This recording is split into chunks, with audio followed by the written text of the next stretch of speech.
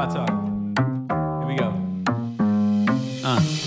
He said he living life as a gringo, where you question where you fit in every time you mingle. They say you do this with not enough that. My rapping is really bad. This life as a gringo.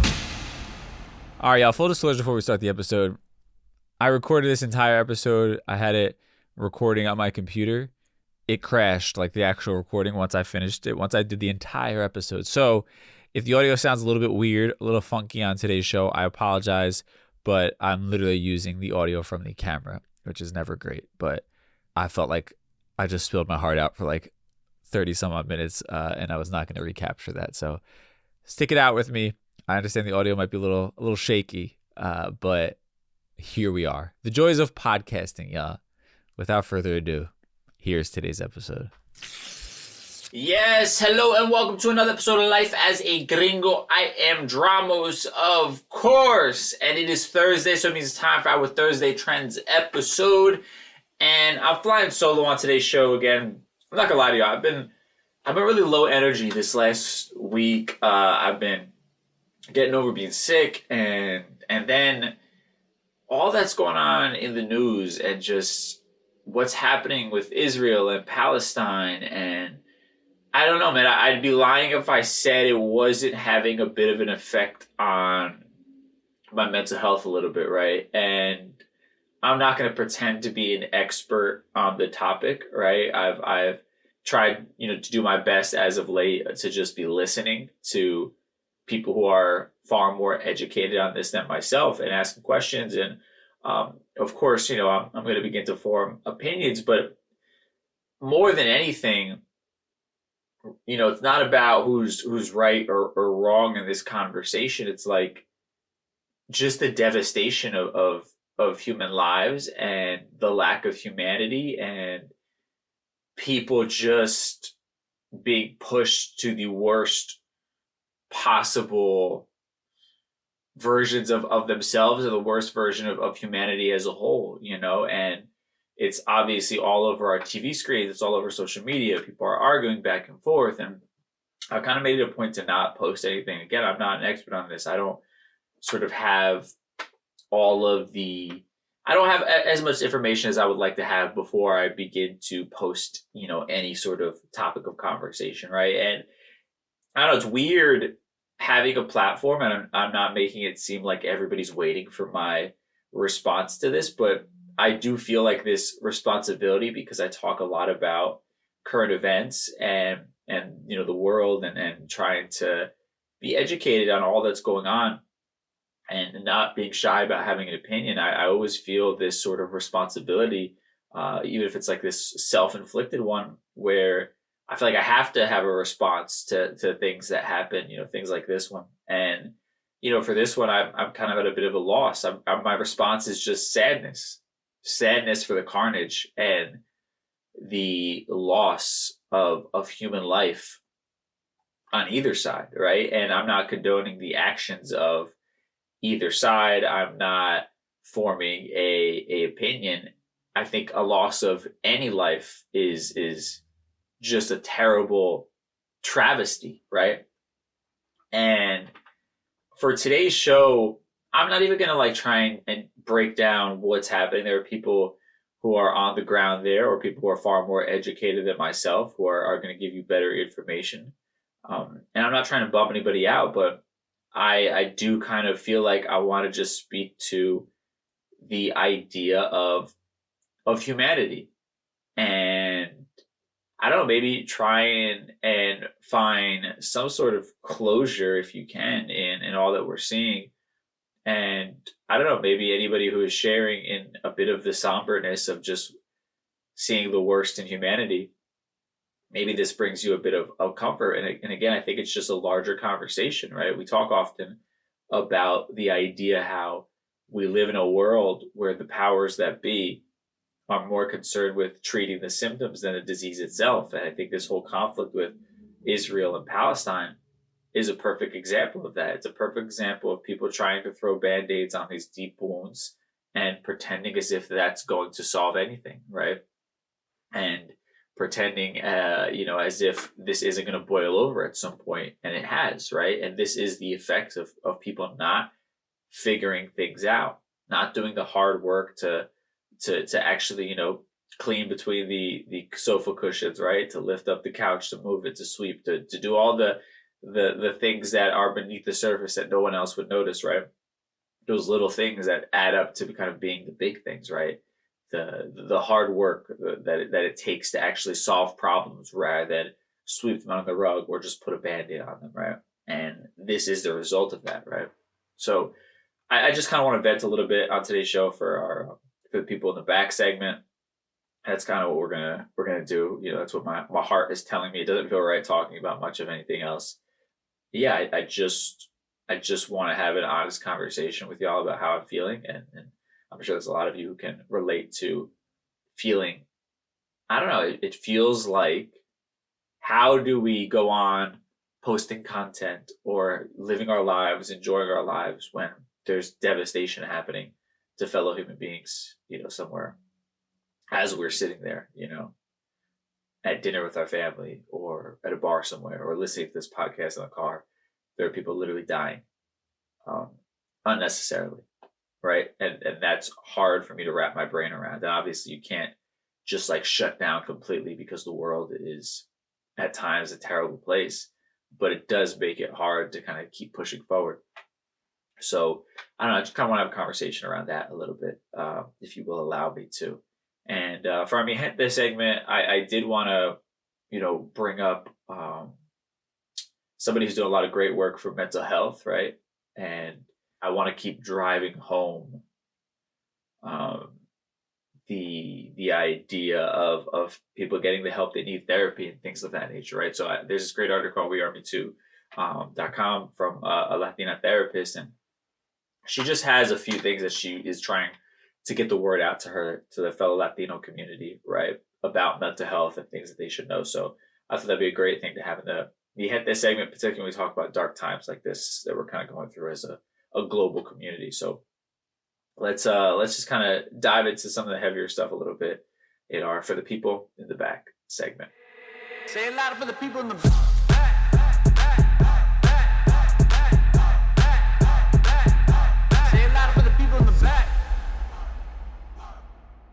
So like I said, I'm not going to sit here and try and relay news to you about what's going on and give you my take on the political happenings in that region, which is incredibly complicated.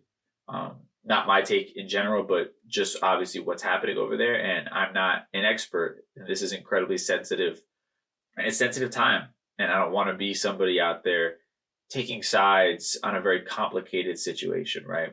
I think thousands of people have died, and that's enough for me to just be saddened by and not really take a side in anything, right? Because regardless of who you believe is right in this situation, it's an unnecessary loss of life. Even one person is, you know.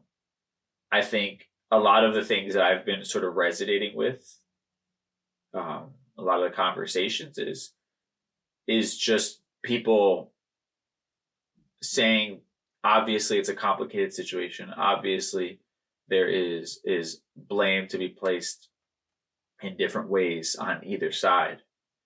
But bigger than any of that, we mourn the loss of life, you know.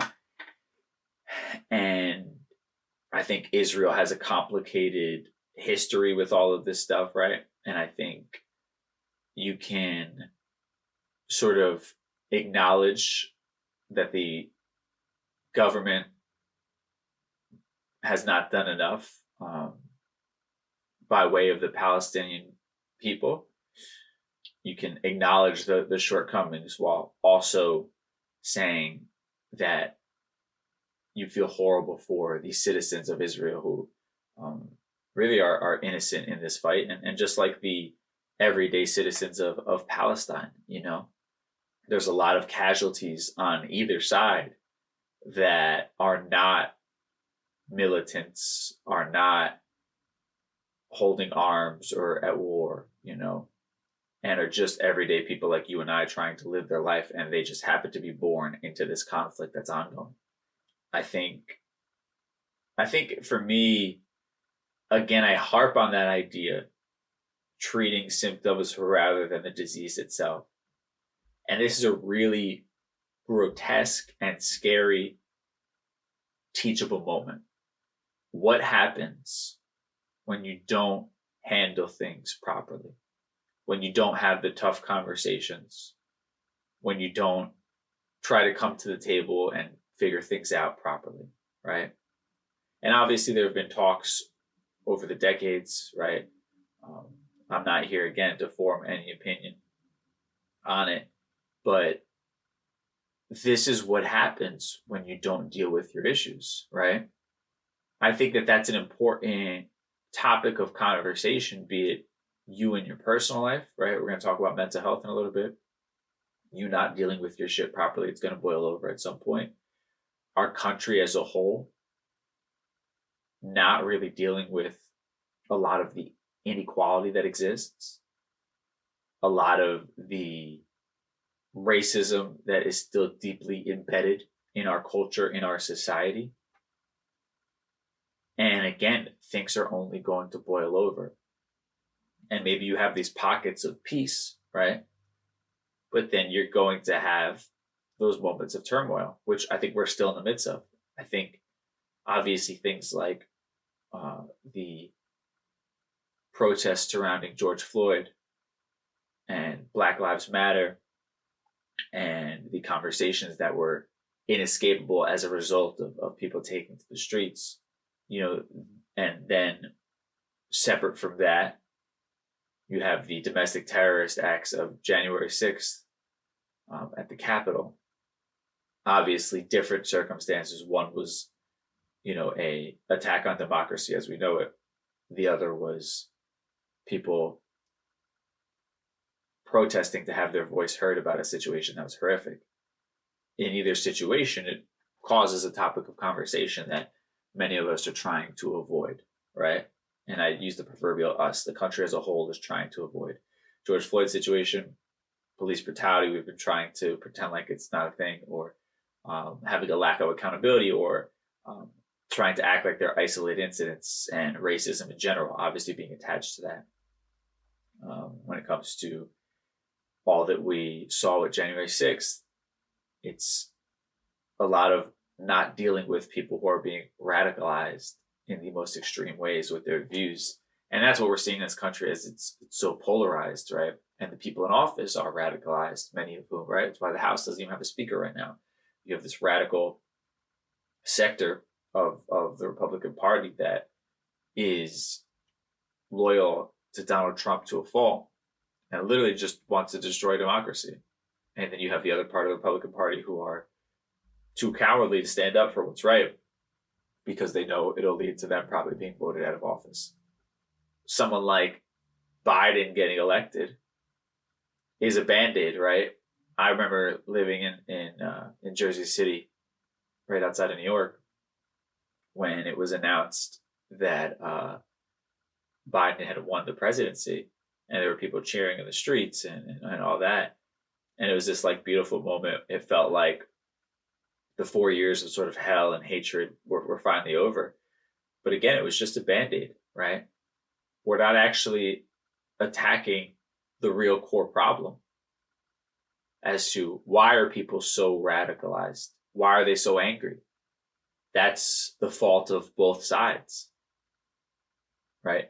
That people feel so disenfranchised that they're susceptible to a con artist like Donald Trump, right? That they're so angry with their way of life and the way their life looks that they would take to the streets and, desecrate sacred American soil, at the same time putting the lives of those elected to lead this country at risk, right? But they would feel so compelled to do that based on a lie, the words of one man. And that's the difference. It's like you can treat the symptom by arresting these people, by putting them in jail and all these things, but you're not actually treating the disease, right? Even Donald Trump getting arrested potentially or going to jail for one of these crimes that he's being indicted for. That's sure, it's a moment for justice in this country, that nobody is above the law. But again, that's treating the symptom, not the disease. You know, when you like, I'm big on a lot of like, and it sounds like dark, but I just find it interesting, the idea of like cults, right? Because it's so wild to me that this one person can lead all of these people to believing that they are their savior, right? There was like the show on Netflix all about cults. And it's just fascinating to me. And I think it's like, you know, and these are actually gifted people who are gifted speakers, very charismatic. And ironically, if they chose a life of good, they could be leading people in an amazing direction, right? But instead they chose to sort of make themselves these messiahs, right? They know who to prey on. They prey on people who feel disenfranchised, who are lost, right? That's what someone like Charles Manson did, and every other cult leader, right? People who feel lost in their life, who are susceptible to the influence of someone. And people who feel like they've been ignored their entire lives. And those are people who are far more susceptible. People who are unfulfilled in their life are going to be far more susceptible to find some sort of answer, right? They want somebody to blame for their problems. And here comes this savior promising them a better life, and also giving them a target for their anger and rage, and the reason why their life is not what they want it to be, right?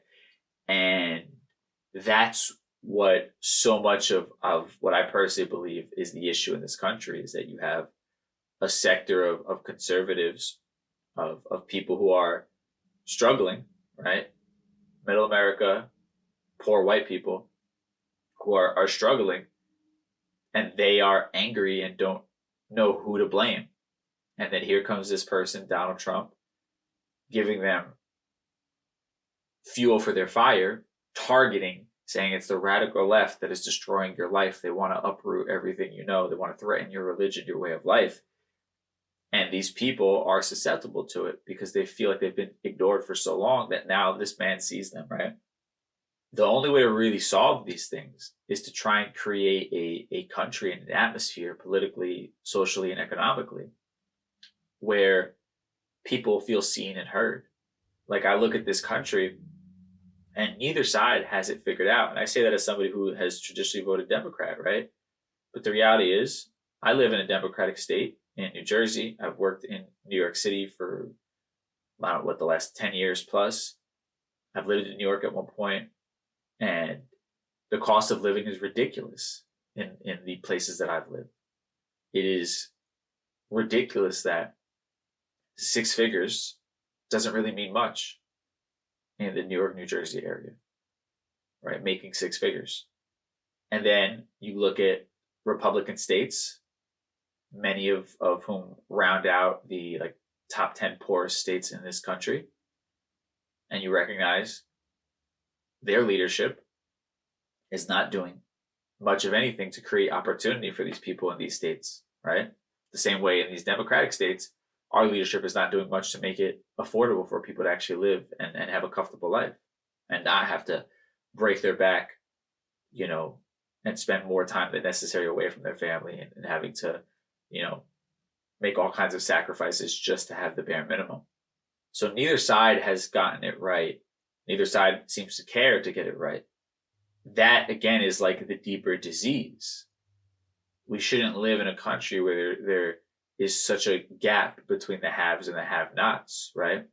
We shouldn't live in a country where you have to essentially choose to be dirt poor, living in squalor, or living in a nice area where there's job prospects, but you're barely just making it each and every day, right? You're just squeaking by. You're living check to check. And you constantly have that stress of being able to pay for your finances. It shouldn't have to be either or, right?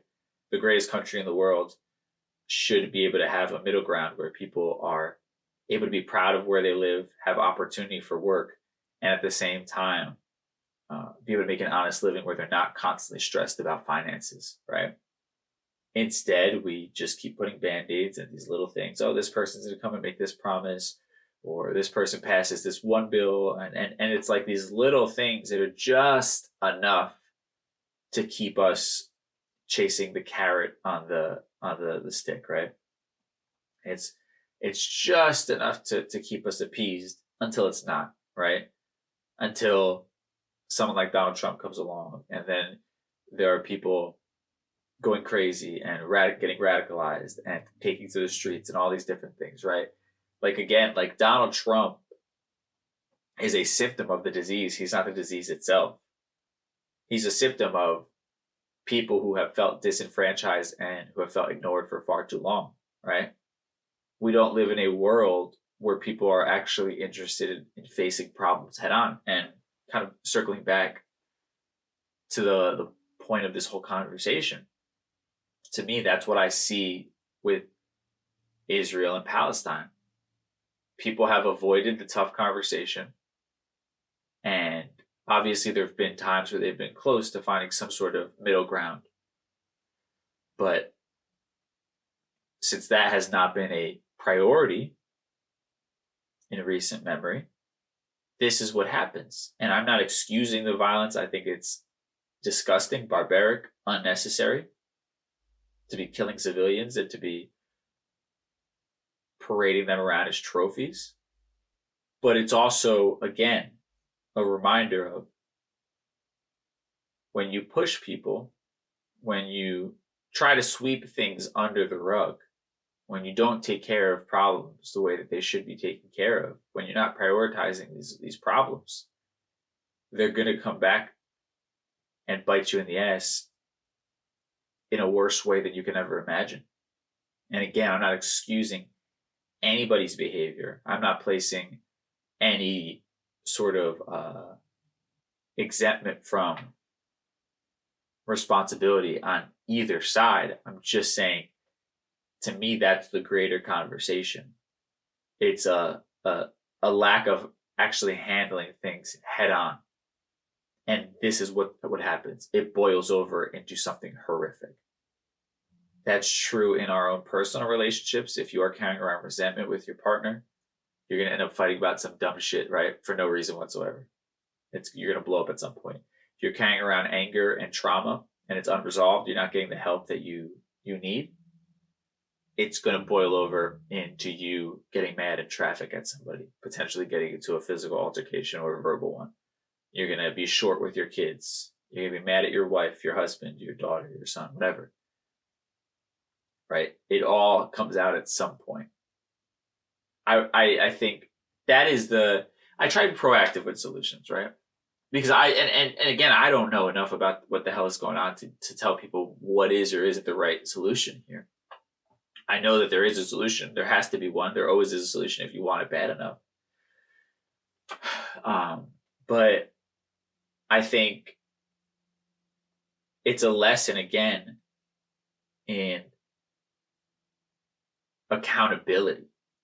Government systems, the world as a whole, people as a whole, lack real accountability. That's probably been the cause of so much of the turmoil in this world, is just people not wanting to be accountable for their actions and then not wanting to sort of create a solution based upon that, right? Create a real solution, do the hard work.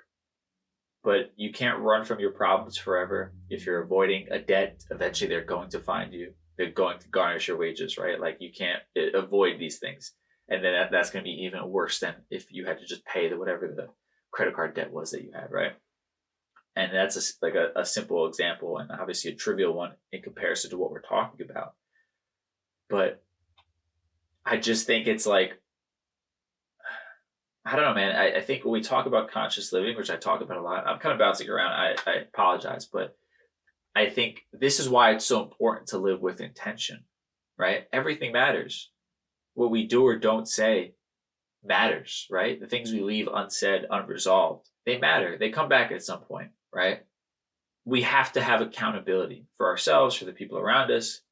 Like that is really, I think, the only thing as human beings that can be our saving grace, is just everybody being held accountable for their actions and accountable to fix what is broken, right? Not pretend, not give excuses, not hope that something else happens in the media cycle and then we stop talking about it.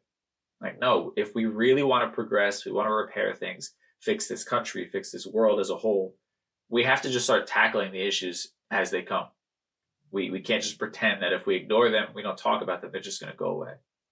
And I think that's kind of the lesson here. And then, obviously it's just, there's no way around the devastation of human life. That I wish, like, I'm big on, greener pastures or what is like the positive in this situation.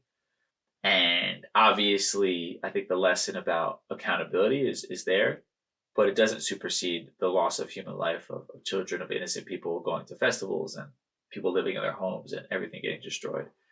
That I can't rationalize as like there being something, a positive outcome from it. The only thing you can hope is that this leads to a resolution that makes it so that we never have to see anything like this again. That would be the only thing. And even still, how do I tell somebody that, their loved one, their death was for good reason, right? And I don't think you can ever really say that to somebody and really mean it at the end of the day. It's somebody's loved one. So, I'm just venting. I'm just pontificating on ideas that are coming to my head and trying to make sense of it all. And I think,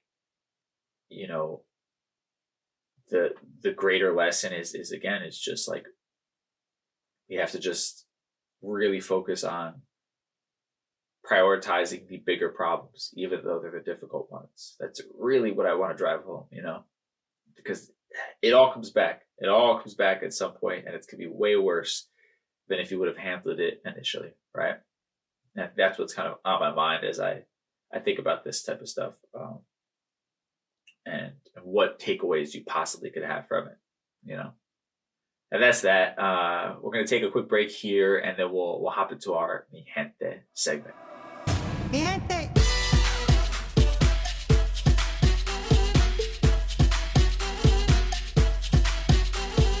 All right, so obviously, super, super heavy stuff, man. And I wish I had, I don't know. I was gonna say I wish I had like some positive, like, oh, let's have some fun, but it just doesn't seem appropriate, And I don't think you have to sit here in mourning, your entire day, your entire life moving forward now because of this atrocity that we've all been witnessing on television or for some people who have family. But yeah, I think, I don't know, this is just me being human, right?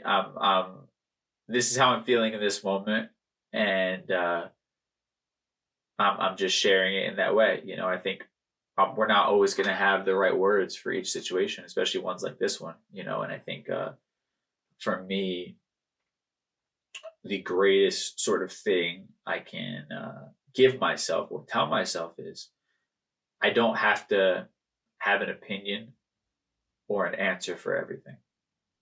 There are some things where I just need to take a back seat on. I don't want to think that because I consider myself to be someone who's intelligent and articulate, that it's my duty to take on every single issue of the world and make it my own or speak out on it in a way that is of influence to try and solve it, right?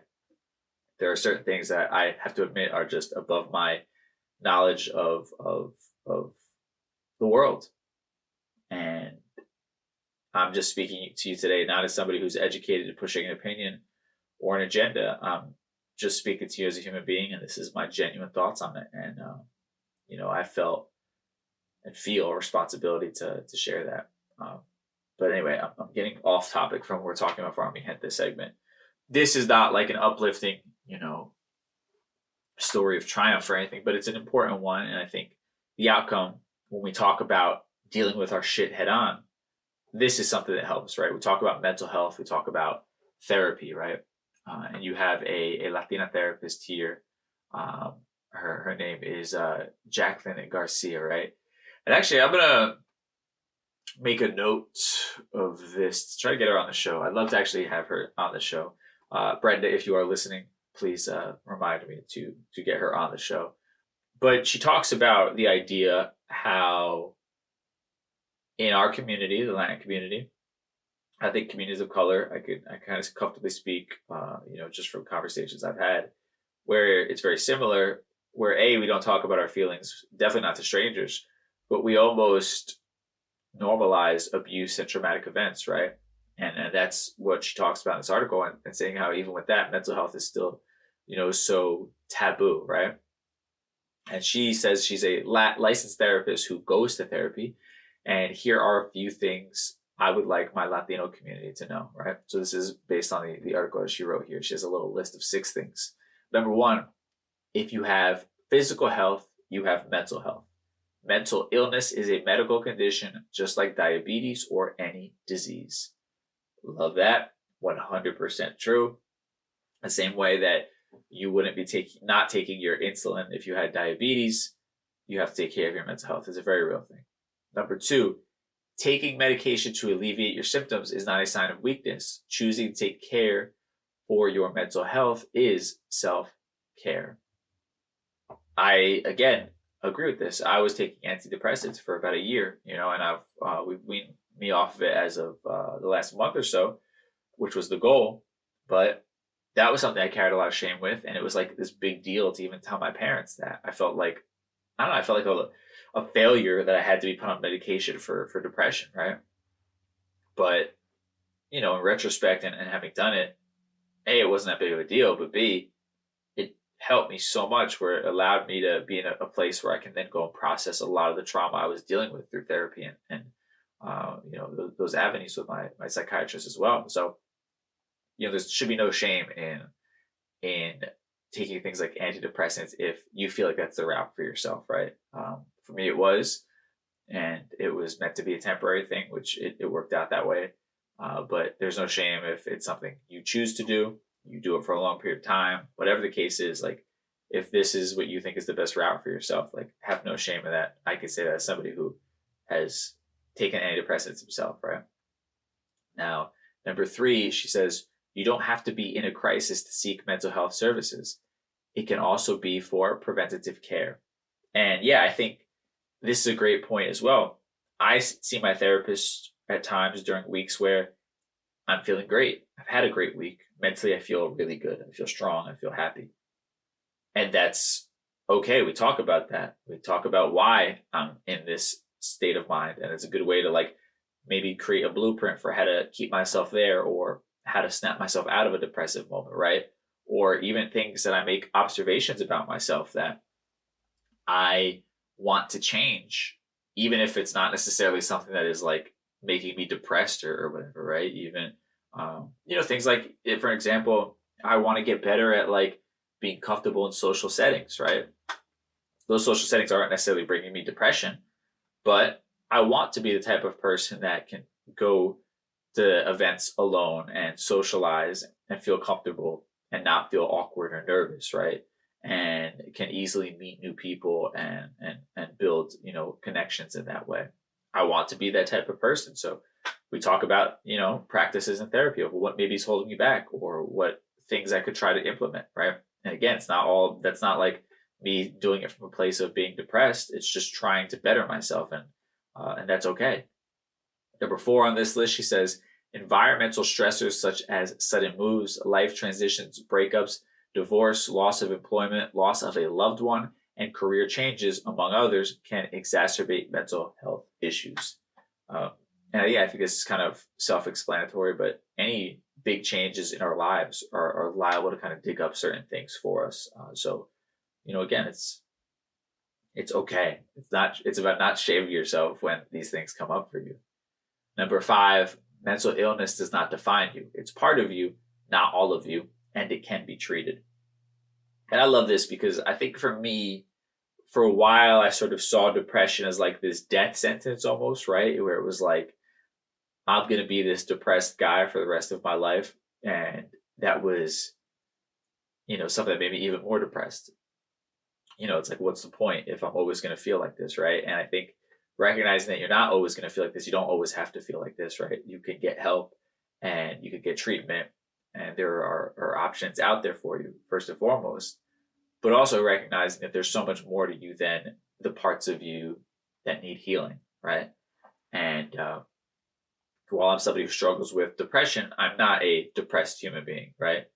I have anxiety, or I'm trying to think of like a phrasing that I remember really helped me when I went away to that personal growth retreat. It was basically like saying like these sort of traits about yourself, like these things you're like, oh, I'm an antisocial person, or I'm like a nervous person, or whatever. It's like, no, that's not accurate. It's like I have traits that at times come out, but they don't actually, those are not things that define me. And I hope that would like clicked in the way that I'm hoping it would. But changing these parts of yourself, I'm an angry person, right? It's like, no, you're not an angry person. You're a person who at times has maybe outbursts or has moments of anger, or at times loses their temper, but that doesn't define you, right? These are all just traits that you've learned, and then you can unlearn them. I think that was what clicked for me when I went away to that retreat. And the last thing on this list, number 6, mental illness does not discriminate. It can affect anyone regardless of age, race, ethnicity, gender, sexual orientation, or socioeconomic status. And yeah, I think this is a great one to kind of keep in mind, because even the people that you think have it all figured out, and I love that this conversation is becoming more and more public and normalized. Like we're seeing those who are wealthy, those who have status, they're famous, they are successful in their field, they still suffer with these issues, just like any one of us, right? It's not us being broken that there's something wrong with us, and we are like this outlier in a society full of happy people who have it all figured out. It's like, no, a lot of people deal with this shit. A lot of people deal with depression on a regular basis, anxiety and things of that nature, mental illness in general. And it doesn't matter who you are, where you came from, or what you do. We all can fall victim to this, and all can deal with issues related to our own personal traumas, right? Again, it doesn't matter where you come from, what you do, your status in this world. Like, mental health does not discriminate. I think it's a great way to kind of end it on that conversation. So, I feel like I've been driving this home a lot recently, and I hope it's clicking with somebody, right? Whoever needs to hear it, whoever needs this reassurance that it's okay to talk to somebody, to get the help that you need. I really implore you to try it out and to really give it a shot. Therapy and finding a good therapist is also like dating. The first person you meet might not be the right one for you, and you got to kind of try a few before you figure out what you like. So understand it's going to be a process. That's what I would add to this list, is like embrace the process that it's going to be. Don't think that you're going to click with the first person you meet. If you do, great, but that is not usually people's experience. That wasn't my experience. And 2, don't think that it's going to be this light switch. You go to a couple of therapy sessions and boom, everything is healed in your life. It's going to be an ongoing process. It's called doing the work for a reason, but you're going to get better little by little. You're going to notice improvements in your life. You're going to be able to handle certain situations better. And you're going to grow, right? It's all about growing. It's not about like just this instant gratification of being quote unquote fixed. It is about the slow growth and progression that you're going to be on for the rest of your life, because that's literally the human experience, is slow growing, progressing, becoming better day by day, right? And I think that's what you have to learn to embrace as well when it comes to therapy, and seeing a therapist and getting professional help. So I appreciate that list. Again, big shout out to Jacqueline Garcia, who, again, I'm trying to get on the podcast. I think she'd be a great person to talk to. Now, with that said, we'll tie everything we talked about today in a neat little bow in a segment we call Conclusions Stew. Time for conclusions stew. All right, y'all, I'm not gonna lie, I'm just drained. I'm appreciative. If you made it this far into the podcast, I appreciate you giving me a place that I can vent and be heard. And I hope that in me venting, maybe you heard a bit of yourself in that, right? And maybe it brought you some comfort that you're not the only one struggling to make sense of it all, to find words for it, to understand it all. And that's really all I could ask for, when it comes to the purpose, I guess, of this episode and kind of the way I decided to tackle it. I don't have all the answers always. Quite frankly, probably most of the time I don't have the answers. I'm just trying to figure it out. And again, at times, instead of trying to formulate an opinion based on limited knowledge. It's better to just listen. And if you're going to express yourself, which you have every right to, if you're not well versed on the topic, I think at times it's probably wise to express it from a personal standpoint, emotionally, of how you're feeling, rather than like of trying to, I don't know, take a stance or, yeah, I don't know. I don't have all the words for everything. This is just like, it's just a terrible situation. From either side you're standing on, it's a terrible situation. And it's tragic, and my heart goes out to anybody that is affected by this in any sort of way. It's just terrible. I feel the weight of it. I can only imagine if I had deeper ties to people on that part of the world, you know. But again, I think conscious living, understanding that like we can't be sweeping things under the rug. We have to just deal with things head on and stop this whole nonsense of Band-Aid after Band-Aid, treating the symptom rather than the wound itself. And until we learn to move away from that, we're going to keep experiencing really turbulent situations, right? And this sort of roller coaster ride of the human experience as a society, which I think is obviously not healthy. That's a perfect segue into mental health, right? It's real. It's a very real thing, just as much as any other ailment. And it's important that you get the help for it that you need, and in the same way you would get help for having a broken arm, right? It's no different. Try to start thinking of it as one of the same, because it really is. I just hope people find some sort of comfort in knowing that you're not the only one who struggles with this. I love that there's a Latina therapist out there talking about these things and really making it a point to drive that home. I will always be somebody who stands by you and lets you know that you're not alone in this at all. I've gone through the gamut of it all, from my own experiences to people close to me in their life dealing with psychotic episodes, you know, and struggling with their own mental health, you know. I've had to be there for other people in my life. So like, I know all of this is very real, and it's very difficult if you're going through it personally or someone you love is. And really you have to involve the professionals who are trained on this, and that's your best shot at kind of winning this battle of mental health. There's no shame in seeking professional help. You know, that's what they're there for. That's what they are trained to do. And, you know, it's going to lead you to a far better outcome than just trying to deal with it on your own. So that's my 2 cents on mental health. That I will give an opinion on. I have no problem with that.